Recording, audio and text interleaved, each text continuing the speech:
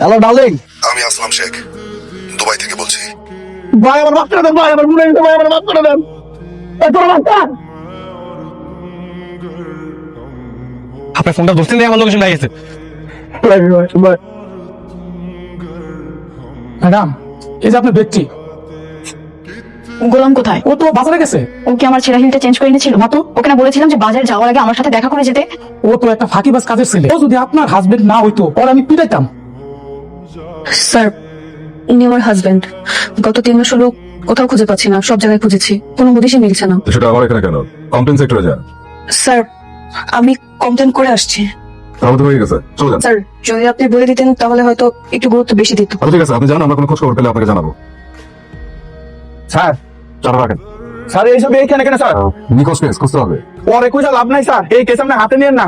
কি কথা বলতেছো? ও অনেক বড় সন্ত্রাসী স্যার।